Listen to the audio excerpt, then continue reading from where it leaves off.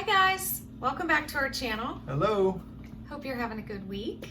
Today we want to talk to you about how God's timing is always perfect, and about how ultimately it's the Lord who directs your steps. So yeah, we wanted to share, well, Sandy is going to share an amazing story. Yeah.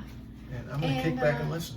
Okay, so how about if we start in the proverb? Okay. Okay, so Proverbs 16:1 says, this is the Passion Translation, it says, "Go ahead and make all the plans you want, but it's the Lord who will ultimately direct your steps."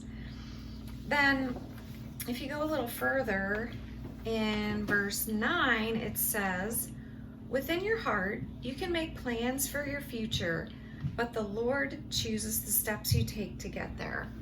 So, yeah, I was just talking about how, I was just sharing with you about how this is before the camera was actually sharing This a is before the story camera. with me, and I loved it. Yeah. So let's share it with We decided to share it with you you. all. So this was a couple years ago. All 4 kids were home. I think it was maybe in the summer.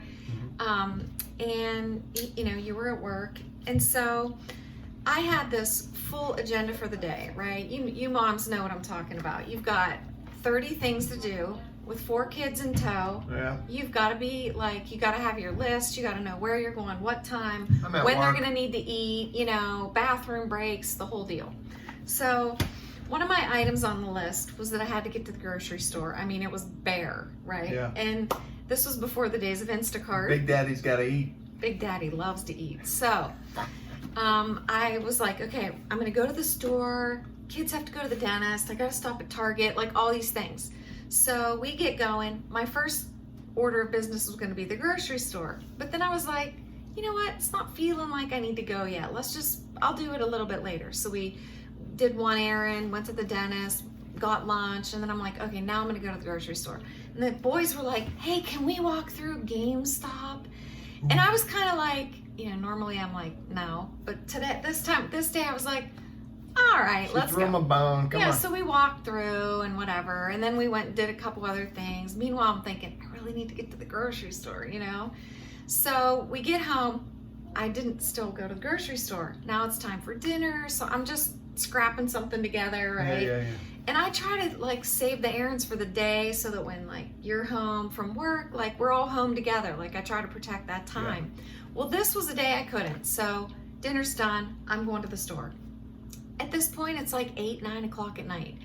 I'm at the checkout, and this sweet girl was like checking out my groceries, but I could just tell she was like really sad, like a teenager, like really downtrodden and like just blue.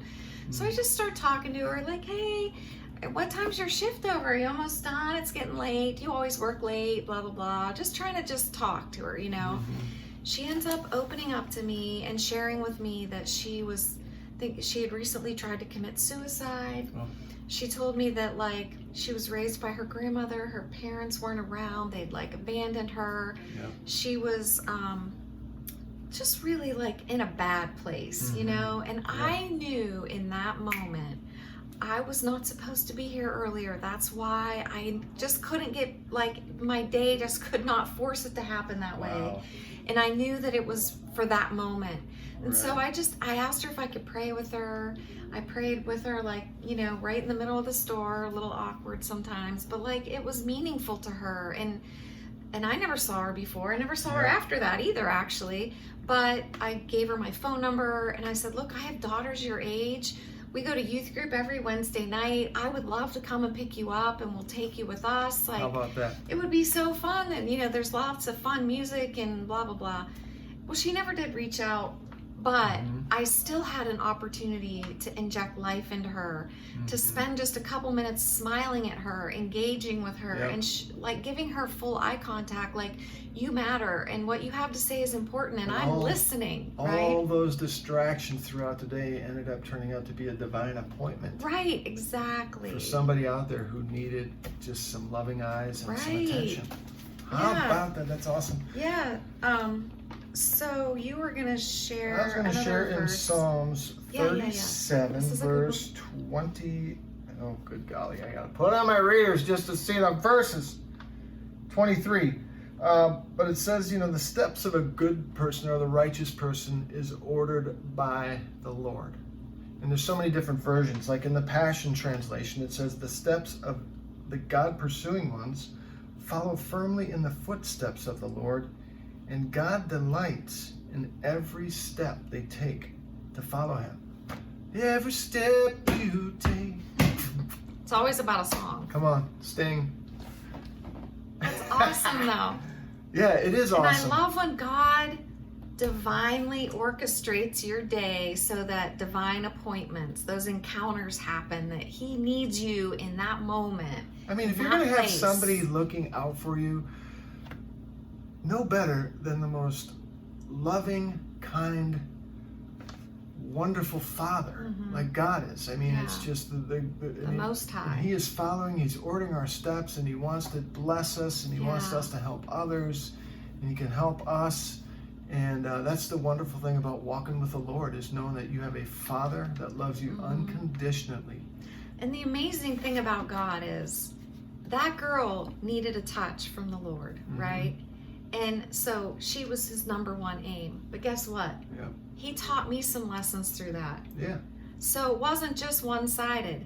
That girl got the injection of love and acceptance and care that she needed. And I got a big lesson in allowing the Lord to direct my day instead of trying to cram one more thing or force this and that. Like, just to learn how the value of flowing with God's Spirit as he directs your steps each day. So it's a good reason to ask him every day in the morning and say, hey, Lord, thank you for this day. And to be more trusting. Providing for me. And, and if there's anybody out there that needs help, just tell me where to go. Yeah. All right, so good. Yeah, thank you again for tuning in. We hope this encourages you, and please share your stories with us if there's anything out there, any good stories like that we can share with us. We love to hear from you. It's so fun. It's encouraging to us. Yeah, so. Please subscribe to our channel and hit the like button, and we will see you next time. Bye. Bye.